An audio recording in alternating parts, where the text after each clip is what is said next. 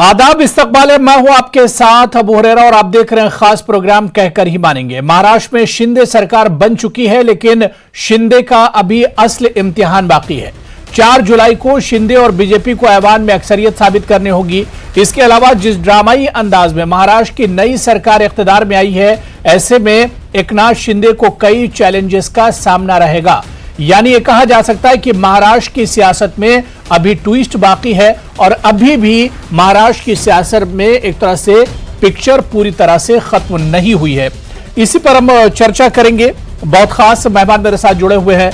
बहुत जल्दी अपने मेहमानों का आपसे तारुफ करा देता हूं। राकेश शेट्टी हैं, जो कि स्पोक्स पर्सन है महाराष्ट्र प्रदेश कांग्रेस कमेटी के। विनोद यादव साहब सीनियर जर्नलिस्ट हैं। एजाज देशमुख बीजेपी तर्जुमान है और हाजी हलीम खान साहब शिवसेना लीडर है। सभी मेहमानों का बहुत इस्तकबाल है न्यूज 18 उर्दू में। मैं सबसे पहले हाजी हलीम खान साहब आपसे ही शुरुआत करना चाहूंगा, क्योंकि क्या अभी आपको लगता है कोई उम्मीद नजर आती है 4 जुलाई को महाराष्ट्र की असेंबली में अक्सरियत साबित करनी है? क्या लगता है कि जो सरकार बनी है या शिंदे और बीजेपी जो ग्रुप है, इसे किसी तरह की परेशानी हो सकती है? के माध्यम से ये जो फ्लोर टेस्ट था, ये जो हमने पहले 16 एमएलए को निलंबित किया गया था, उसके लिए सुप्रीम कोर्ट ने 11 तारीख दे दी गई। आज हमने तत्कालीन सुप्रीम कोर्ट में सुनील प्रभुत्व आपकी तरफ से अर्जी डाली गई, उसके लिए उड़ा दिया गया, नई सुनवाई की गई। तो ये पूरा का पूरा जो प्लान बनाया था बीजेपी का था। पर कभी आप नियम के हिसाब से जाए, पहले 16 एमएलए को निलंबित करना चाहिए, उसके बाद आप फ्लोर टेस्ट पे जाना चाहिए था। इनको पता था फ्लोर टेस्ट कभी जाते थे तो आधा एमएलए वापस शिवसेना गठ में आ जाते थे और उद्धव साहब के खिलाफ कोई वोट नहीं देता था। तो ये पूरा बिठा के सेटिस्फाइड किया गया है कैसे शिवसेना को महाराष्ट्र से खत्म किया जाए। पर ये कुछ दिनों की बात है, कहीं ना कहीं देर है अंधेर है, पर न्याय जरूर आएगा सुप्रीम कोर्ट से जिस दिन 16 एमएलए दरखास्त होंगे और उसके बाद जो बच्चे एमएलए, यानी अब नंबर नहीं है, अब किसी तरह की उम्मीद नहीं है। 4 तारीख को फ्लोर टेस्ट होगा, अक्सरियत साबित करनी होगी। तो क्या लग रहा है कि शिवसेना और उद्धव ठाकरे या महाविकास आघाड़ी को कोई उम्मीद नजर नहीं आ रही है?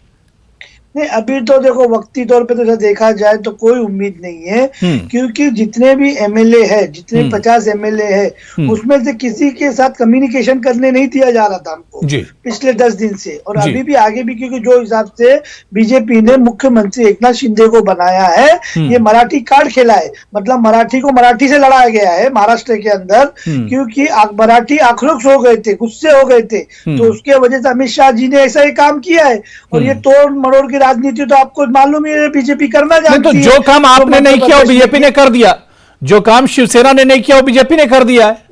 नहीं, शिवसेना ने तो कभी तोड़ मरोड़ की राजनीति नहीं की, कभी आप देख लीजिए। क्योंकि मध्य प्रदेश में इनने तोड़ मरोड़ की राजनीति किया गया, गोवा में इनने किया गया, कर्नाटक में इनने किया। इनको ये है जिधर हम जीत नहीं पाएंगे हम उधर तोड़ेंगे मोड़ेंगे। इतनी मिसालें आप दे रहे हैं हलीम साहब, हाजी हलीम खान साहब, इतनी मिसालें आप दे रहे हैं, लेकिन मेरा सवाल यह है कि इतनी मिसालों से इतनी जगह बीजेपी तोड़ मरोड़ कर सियासत बनाई, लेकिन आप लोगों ने सबक नहीं लिया।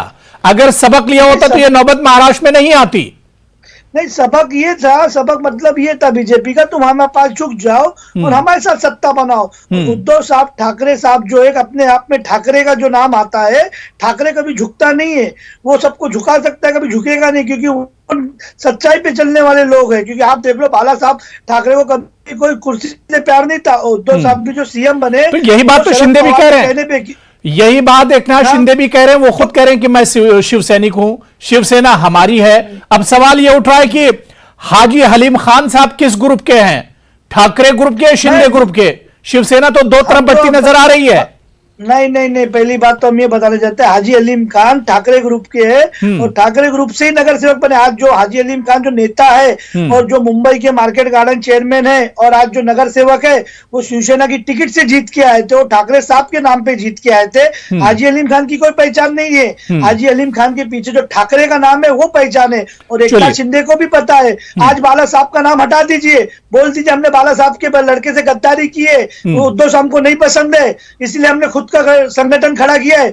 उसी वक्त महाराष्ट्र की जनता इनको जो सर पे से ना पैर पे ले आएगी। चलिए ठीक है, मैं राकेश शेट्टी जी से भी एक छोटा सा रिएक्शन ले लेता हूं। राकेश शेट्टी साहब, क्या लग रहा है कि 4 तारीख को एक मौका बन रहा है, यहां पर अक्सरियत साबित करनी होगी, मेजॉरिटी साबित करनी होगी शिंदे और फडणवीस जी को।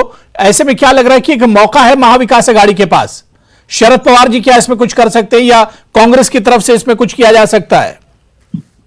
देखिए, सबसे पहले कल जो सुबह से लेकर शाम तक जो हम सब भी लोगों ने ये देखा, सबसे पहले तो मैं एकनाथ शिंदे जी को बहुत बहुत बधाई देना चाहता हूं कि वो महाराष्ट्र के मुख्यमंत्री बने और भारतीय जनता पार्टी ने उनको समर्थन दिया।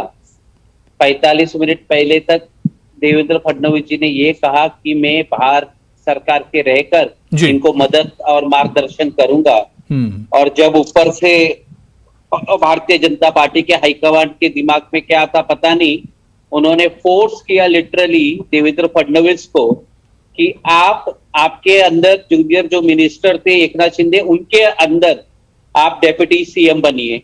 और उसके बाद मजबूरी में आपने कल देखा होगा कि किस तरह देवेंद्र फडणवीस जी हो, गिरीश महाजन जी हो, इनका चेहरा देखिए, इनको रोने आ रहा था और बहुत मजबूरी में ये शपथ लिया कल उन्होंने। और अब ये देखना पड़ेगा, अभी तो देखिए उनको मुख्यमंत्री का शपथ दिला गया, उनको बहुत बहुत बधाई।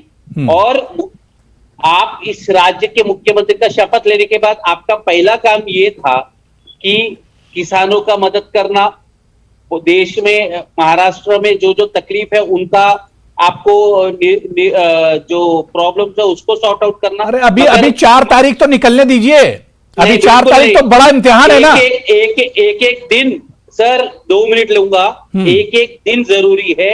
और एक दिन में आप देखिए गए 10 दिन में महाराष्ट्र का बहुत नुकसान हो चुका है, मगर महाराष्ट्र के जो मुख्यमंत्री है, ये मौका किसने दिया था? महाराष्ट्र में जो पॉलिटिकल क्राइसिस हुआ या जो ड्रामा चला, मौका किसने दिया था? ये वो मुंबई में रहना चाहिए, वो गोवा में क्या कर रहे? डाल के देख लीजिए, कभी हम गलत बोल रहे होंगे तो। महाराष्ट्र का जिम्मेदारी दिया है, वो जैसा मुख्यमंत्री जी का शपथ हुआ वो गोवा के लिए निकल गए। अब गोवा जाके क्या गोवा के लिए ये निकल गए, विधायक को बोल दिया, मुख्यमंत्री बन गए। देखिए एक एक करके बात करिए हलीम जी। हाँ जी हलीम जी, मैं आपके पास आ जाऊंगा, एक एक करके बात कर लीजिए जी। मुख्यमंत्री को मंत्रालय में बैठकर पूरे महाराष्ट्र का चार्ज अपने हाथ में लेना चाहिए। आपको गोवा जाने की जरूरत क्या? आज का पूरा दिन आप गोवा में रहे, ये क्या रखा है गोवा में, गुवाहाटी में, सूरत में? आपको अभी मुंबई का जिम्मेदारी है, महाराष्ट्र का जिम्मेदारी है। आपको अगर मुख्यमंत्री बनाया है, आपको मुंबई में रहकर महाराष्ट्र के लोगों को तकलीफ दूर करना चाहिए। ठीक है, मैं एजाज देशमुख जी आपके पास आऊंगा। देशमुख जी, जो इल्जाम है यहां पर शिवसेना का, कांग्रेस का, क्या वो शिंदे जी को सीएम बन चुके हैं, ओथ ले चुके हैं, तो महाराष्ट्र के लोगों के लिए कुछ करना चाहिए, लेकिन क्या अभी 4 तारीख का इंतजार है? अभी भी सस्पेंस है? जी, मैं पहले मेरे साथी शिवसेना के प्रवक्ता का जवाब दूंगा कि उन्होंने कहा कि पहले फ्लोर टेस्ट क्यों नहीं लिया।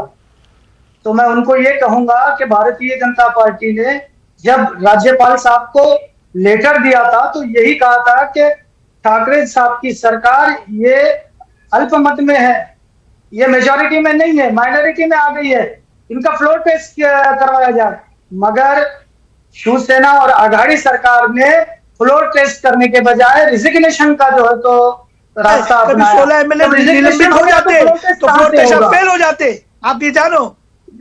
तो हमने तो मांग की थी, हमने राज्यपाल के पास अलीम भाई मांग की थी। आपने बात की तो राज्यपाल को पहले, सबसे पहले 16 एमएलए को निलंबित करना चाहिए था, उसके बाद फ्लोर टेस्ट करना चाहिए था, पर आपको जरूरत नहीं। अलीम भाई, ना आप जजमेंट दे सकते हैं ना मैं जजमेंट दे सकता हूँ। सुप्रीम कोर्ट ने डायरेक्शन दिया, उसके बाद राज्यपाल महोदय ने ये जो एक्शन लिया है। और फ्लोर भाई हम जजमेंट नहीं दे सकते, पर सुप्रीम कोर्ट आज बीजेपी के हाथ में, ईडी बीजेपी के हाथ में, एनआई बीजेपी के हाथ में, जो आपकी सरकार के हाथ में।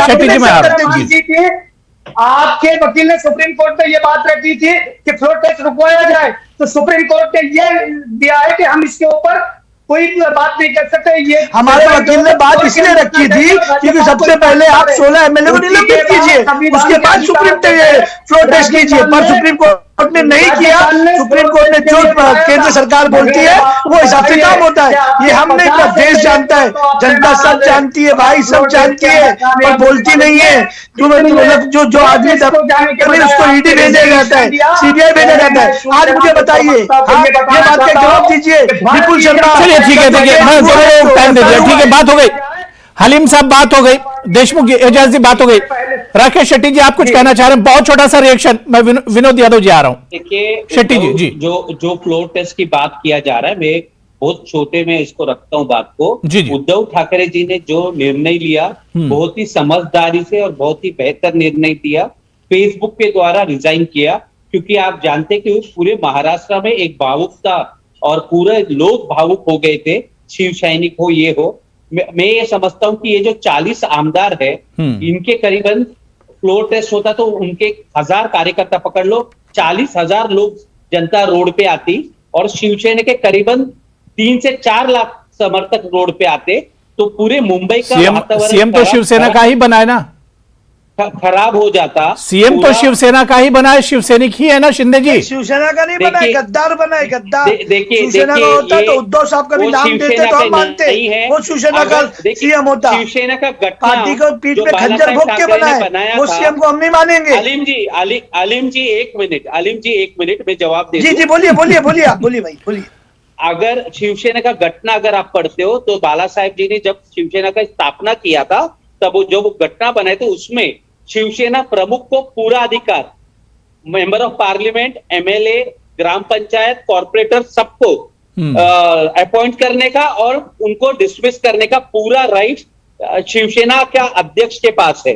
तो इलेक्शन कमीशन बचा कहाँ शिवसेना के पास? एक ही मिनट, 15-16 सिर्फ एमएलए रह गए हैं और शिंदे दावा कर रहे हैं कि 40 से ज्यादा एमएलए उनके पास है। तो अब उद्धव ठाकरे शिवसेना के पास बचा क्या है? नहीं सर, मैं आपको बचा नहीं है। पार्टी के जो प्रमुख है भाई, जो कह रहे हैं हमारे, वो एकदम सही बात है। जो कह रहे हैं पार्टी के जो प्रमुख है उनके हाथ में ये है, इसलिए तो हमने 16 एमएलए डिस्क्वालीफाई किया। हाँ ठीक है, आज 1/3 उनके पास है, 1/3। ठीक है शेट्टी जी बात पूरी कर लीजिए, जल्दी से बात पूरी कर लीजिए शेट्टी जी। एक मिनट, एक टेक्निकल बात है, अगर आपके दर्शक नहीं समझेंगे तो कोई मतलब नहीं होगा डिबेट का। देखिए ये पूरा अधिकार जो है वो उद्धव जी ठाकरे के पास है। अगर एकनाथ शिंदे जी बोलते कि मैं शिवसेना का मुख्यमंत्री हूं तो ये गलत है, क्योंकि आपके जो अध्यक्ष है उद्धव ठाकरे जी, इन्होंने आपको निलंबन करने का प्रस्ताव ऑलरेडी दे चुका है। तो आप कुछ भी हो सकते हैं, इंडिपेंडेंट हो सकते हैं, मगर आप शिवसेना के मुख्यमंत्री। चलिए ठीक है, अब उनको देखिए कुर्सी मिल चुकी है। अब वो शिवसेना हो ना हो वो बात अलग है। हालांकि बार बार जो बात कह रहे हैं कि हम बाला साहब की विरासत से हैं और बाला साहब के कारनामों को और उनकी रिवायत को आगे बढ़ाएंगे, शिंदे बार बार ये बयान दे रहे हैं। ठीक है, बात हो गई, बात हो गई। देखिए मैं दोबारा से आ रहा हूं, हलीम जी दोबारा से आ रहा हूं, शेट्टी जी मैं दोबारा से आ रहा हूं। विनोद यादव जी बहुत देर से वेट कर रहे हैं, समझ लेते हैं थोड़ा सा महाराष्ट्र की सियासत को। विनोद यादव जी, कल भी हम महाराष्ट्र की सियासत पर बात कर रहे थे। 4 जुलाई को अब असेंबली में एक तरह से अपनी जो अक्सरियत है, जो मेजॉरिटी है, वो साबित करनी होगी। क्या आपको लग रहा है कि अभी भी महाराष्ट्र की सियासत में पिक्चर एक तरह से बाकी है, अब ये पिक्चर खत्म नहीं हुई पूरी तरह?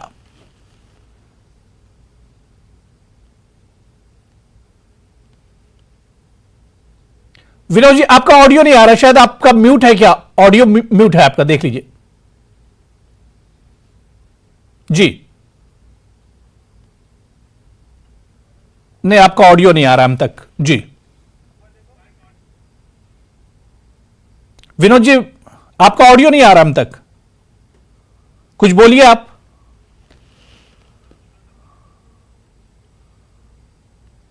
ठीक है, नहीं ठीक है, आपकी आवाज हम तक नहीं आ रही है। मैं दोबारा से, एजाज देशमुख जी, अब जाहिर सी बात है कि महाराष्ट्र पिछले 2 हफ्तों से जिन मुश्किलात से और जो सियासी सूरत हाल है उससे जो गुजर रहा है, आवाम को बहुत सी परेशानियों का सामना भी करना पड़ा। सिर्फ सियासत होती रही और आवाम के काम एक तरफ रखे रहे। यानी अब यहां से कहा जा सकता है कि शिंदे और फडणवीस की अगर सरकार आती है तो आवाम को बहुत ज्यादा उम्मीदें होंगी। महाराष्ट्र के आवाम को, कोरोना का दौर चल रहा है, कोरोना के केसेस फिर से बढ़ने लगे हैं और इसके अलावा महाराष्ट्र में बहुत से मसले हैं। बेशक ये युति हमारी महाराष्ट्र के तरक्की के लिए हुई। आपने देखा 2014 से 19 तक का आपने जो है भारतीय जनता पार्टी का दौर इख्तियार की हुकूमत का जो है तो दौर देखा है, उसमें कितने तरक्की हुई थी। और आपने ये 2.5 साल भी देखे, ये 2.5 साल सिर्फ जो हमने 5 सालों के अंदर जो काम किया था तरक्की के, उस काम को रुकावट के और जीआर कैंसिल करने के, प्रोजेक्ट कैंसिल करने के ही काम गैर हुकूमत आगाड़ी हुकूमत ने की है। एक हमारे पास एक व्यू है, प्लान है। भारतीय जनता पार्टी के पूरे स्टेट देखिए, 2014 से 2019 का भी महाराष्ट्र का आप अगर हुकूमत का दौर देखेंगे तो पिछले 25 साल का दौर, और ये दौर आपको नजर आएगा कि 2014 से 2019 तक महाराष्ट्र में कई तरक्की के काम हो गए, चाहे वो रास्ते के बारे में हो, चाहे वो पानी के बारे में हो, चाहे वो सेहत के बारे में हो, और आपको डबल इंजन की हुकूमत रहेगी, क्योंकि केंद्र में भी भारतीय जनता पार्टी की सरकार और महाराष्ट्र के अंदर भी यूपी की सरकार। इससे महाराष्ट्र के तरक्की को एक नई राह मिलेगी। जो 2.5 साल से जो काम रुका हुआ है, ये तेजी से महाराष्ट्र को जो है तो तरक्की के राह पे लाने का काम देवेंद्र फडणवीस साहब और शिंदे साहब करेंगे। चलिए, पूरे राकेश शेट्टी जी कुछ कहना चाह रहे हैं। राकेश शेट्टी जी कह रहे हैं कि अभी तक जो महाराष्ट्र में काम नहीं हुआ, अब ये आने वाली सरकार करेगी। देश को पिछले 8 साल में कहां डाल दी बीजेपी गवर्नमेंट ने? आप ये बात का जवाब पूछिए। शेट्टी जी जवाब दे रहे, फिर मैं हाजी हलीम साहब आ रहा हूं, आपके पास भी आ रहा हूं जी। वही कह रहा हूं कि देखिए, जैसा जो बीजेपी की प्रवक्ता कहते हैं, हम भी वही चाहते हैं कि एकनाथ शिंदे जी और भारतीय जनता पार्टी का जो सरकार है वो अच्छा काम करे, ये उम्मीद है आपसे। मगर जैसे ही आपने सुना होगा कल एक भाषण, आरए के अंदर जो कार शेड करने का मुद्दा है, पूरे मुंबईकर को प्यार है आरए मिल कॉलोनी से और संजय गांधी नेशनल पार्क को। हम लोग सस्टेनेबल एनर्जी पे मानते, विश्वास रखते हैं। फॉरेस्ट ये हमारे लिए ऑक्सीजन का काम करती है। मगर देवेंद्र फडणवीस ने पहला ही स्टेटमेंट में कहा कि आरए कार शेड, जो मेट्रो कार शेड का जो प्रोजेक्ट है वो शुरू करेंगे। उद्धव ठाकरे जी ने भी आज कहा आप डेवलपमेंट करिए। मैं चाहता हूं कि भारतीय जनता पार्टी का जो सरकार है और एकनाथ शिंदे जी का जो सरकार है वो ज्यादा दिन के लिए नहीं है, मगर जितने भी दिन है वो महाराष्ट्र का प्रोग्रेस होना चाहिए, मगर उसके साथ सस्टेनेबल होना चाहिए। सस्टेनेबल का मतलब ये है एनवायरमेंट को हानि पहुंचाए बिना आप प्रगति करिए और लॉन्ग टर्म पे करिए। ठीक है, मैं हाजी हलीम साहब बहुत छोटा सा रिएक्शन, क्योंकि जो काम बीजेपी की सरकार करने वाली थी, उद्धव जी जाते जाते अपनी काबीना की आखिरी मीटिंग में कर गए। औरंगाबाद तारीखी शहर था, उसका नाम बदल दिया उस्मानाबाद तारीखी शहर। ये महाराष्ट्र के सब तारीखी शहर थे, लेकिन हिंदुत्व का एक टैग लगाने के लिए वो सब काम करके चले गए। बीजेपी का काम आसान कर दिया। ये जो काम ने बीजेपी का काम आसान नहीं हुआ। हाँ। ये बीजेपी कैसे, कल अपने भाई सहयोग ने जो बोले, आते के साथ ही इनको महाराष्ट्र की फिक्र नहीं थी, आरए शेड हटाने की फिक्र है। क्योंकि जहां मुंबई के अंदर देखा जाए, मुंबई पूरी कंक्रीट का जंगल माना जाता है, पूरा स्काई स्क्रेच बिल्डिंग पूरी कंक्रीट की है। उसमें ये जो आरए है ऑक्सीजन देने का काम करता है। और रही डेवलपमेंट की बात, कभी डेवलपमेंट देखा जाए तो मुंबई के अंदर कोस्टल रोड बन रही है, जो चर्चगेट से नहीं, जो लोग अब औरंगाबाद और उस्मानाबाद के जो लोग नाराज हैं, उसपे भी नाम बदलने से, उसपे भी आ रहा हूँ जी, उसपे भी औरंगाबाद, इस पे भी आ रहा हूँ। कोस्टल रोड जो बन रही है बिना किसी को पर्यावरण को हानिकारक करे हुए जगह बनी। और औरंगाबाद की बात, जब औरंगाबाद का जो पास हुआ है, जो लास्ट कैबिनेट के अंदर, उसमें एक मत में कांग्रेस भी साथ में थी और राष्ट्रवादी भी साथ में थी। इसके लिए साथ में थी क्योंकि आने के बाद बीजेपी गवर्नमेंट इसको लेके एक मुद्दा बनाती थी और दिखाती थी। हमने देखो औरंगाबाद का नाम बदल के संभाजी नगर कर दिया। जो पूरे देश में हिंदू मुस्लिम की राजनीति थी वही महाराष्ट्र में दिखाती थी। जो महाविकास आघाड़ी थी, जो ठाकरे सरकार थी, मतलब बीजेपी का काम उद्धव ठाकरे कर दें तो वो सही है, बीजेपी का काम ठाकरे कर दें तो सही है। नहीं, बीजेपी का ये तमाचा मार के किया गया है, क्योंकि इनके लिए मुद्दा नहीं छोड़ा गया। नहीं तो यहाँ के मुद्दा यही करते। इनके पूरे देश में जो राजनीति चल रही है, हिंदू मुसलमानों के लिए कोई बड़ा ऐलान कर देते। आखिरी काबीना की मीटिंग में, कैबिनेट की मीटिंग में मुसलमानों के लिए कोई बड़ा ऐलान कर देते। मुसलमान तो वहां पर रिजर्वेशन के लिए लड़ाई लड़ रहे हैं। नहीं, आप ये बात कर रहे हैं, कभी देखा जाएगा।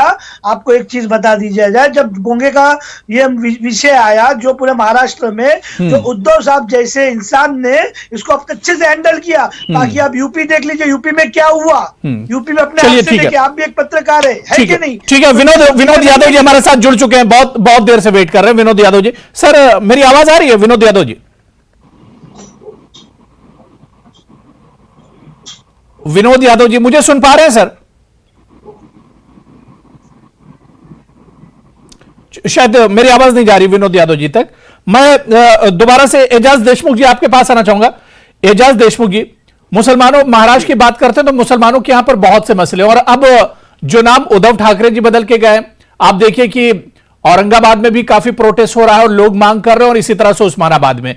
क्या मुसलमान और जो माइनॉरिटीज हैं उनके राइट्स का पूरा हक रखा जाएगा इस सरकार में? क्योंकि फडणवीस जी आते ही अपनी पहली प्रेस कॉन्फ्रेंस में कहते हैं कि वो हिंदुत्व को और मजबूत करेंगे, हिंदुत्व को आगे रखेंगे। ये हिंदुत्व का मतलब कोई हिंदू मुस्लिम की दुश्मनी नहीं है। जो महाराष्ट्र और हिंदुस्तान में रहते हैं, हर समाज का व्यक्ति का विकास होना चाहिए, यही हिंदुत्व का विचार है। इसी विचार को लेकर भारतीय जनता पार्टी ने मुसलमानों के लिए भी 2014 से 2019 तक कई काम किए। आपने देखा होगा कि 92,000 एकड़ जमीन महाराष्ट्र में वक्फ बोर्ड की है, उस पर किसके कब्जे है? उस 92,000 एकड़ जमीन के जो मालक वक्फ बोर्ड है, उसकी हालत इतनी खस्ता है कि वहां 142 लोगों की जगह थी, वहां सिर्फ 26 लोग काम कर रहे हैं। पूरे जमीनों पे अतिक्रमण है, कब्जा जात है। बड़े तो अब उस पर काम होगा, उस पर अब काम होगा, वक्फ बोर्ड के इस मसले पर काम होगा। कभी नहीं काम होगा, कोई काम नहीं होगा। सिर्फ हिंदू मुस्लिम की राजनीति होना है। कभी बीजेपी को इतना था तो आज मुझे आप बता दिए आज देश के हालात क्या है। विपुल शर्मा के खिलाफ मोदी जी का एक स्टेटमेंट नहीं है, अमित शाह का एक स्टेटमेंट नहीं है, तो आप क्या डेवलप करेंगे? आपको सिर्फ लोगों को बांट के सियासत करना है, ये बोलिए आप।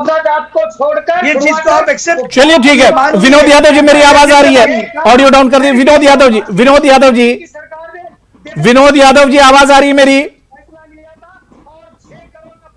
विनोद यादव जी मुझे सुन पा रहे हैं? तो चालू किया गया था, मगर जब आघाड़ी सरकार आई पहले जो निर्णयों पर। विनोद यादव जी ठीक है, मेरी आवाज शायद नहीं जा रही है। पुनर्सर्वे का भी जो ठीक है, फैसला था। ठीक है। राकेश शेट्टी जी, राकेश शेट्टी जी, देखिए बात हो गई। एजाज देशमुख जी, मैंने काफी टाइम दे दिया, मैंने टाइम दे दिया। विनोद यादव जी आवाज आ रही मेरी?